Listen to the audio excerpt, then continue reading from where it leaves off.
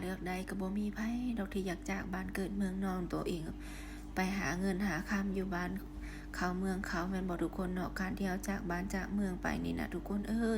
ไปเฮ็ดการเฮ็ดงานอยู่กรุงเทพก็ถือว่าบ่ได้แม่นว่าสิไปอยู่สนุกสุขสบายทุกคนเนาะอย่างเช่นตัวข้อยเองทุกคนเนาะต้องไป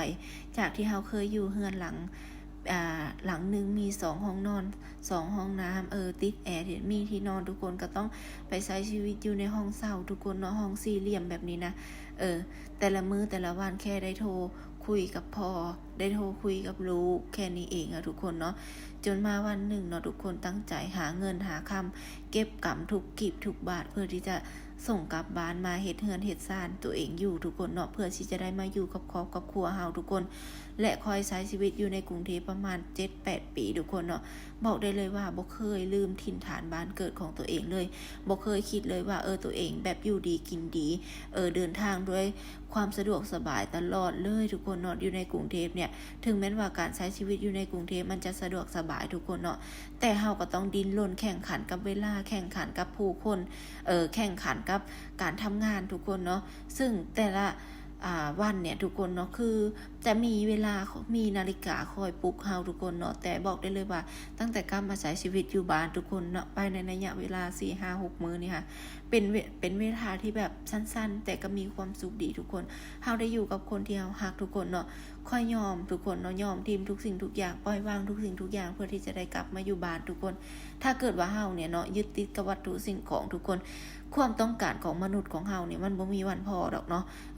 มันบ่มีวันพออะไรได้ทุกคนถ้าอยากได้เฮือนกะ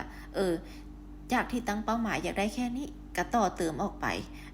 บ่มีวันสิ้นสุดทุกคนอยากได้รถกะจากที่อยากได้แค่รถจักรมอไซค์คันเดียวทุกคนเนาะเห็นคนอื่นอยากได้รถใหญ่กูก็ต้องได้เห็นคนอื่นได้เงินได้ทองกูก็ต้องได้ถ้าเกิดว่าเฮาคิดแบบนี้นะทุกคนเฮาจะบ่สามารถที่จะสนองความต้องการของตัวเองได้ตลอดเลยได้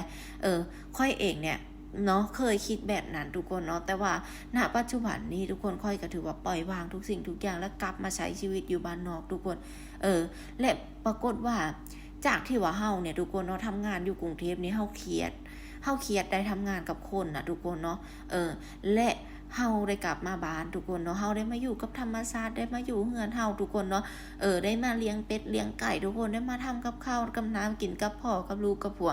คือมันเป็นอีหยังที่ว่ามันเติมเต็มสิ่งที่เฮาขาดหายไปแบบนี้นะเนาะและเวลาที่ว่าเฮาเนาะทุกคนอยู่กรุงเทพเนี่ยนะเวลาที่ว่าเฮาอยู่พูนเนาะเฮากินคนเดียวนอนคนเดียวใช้ชีวิตอยู่คนเดียวทุกคนตามลำพังที่แบบว่าแค่ตื่นเช้ามาไปเฮ็ดงานค่ำมา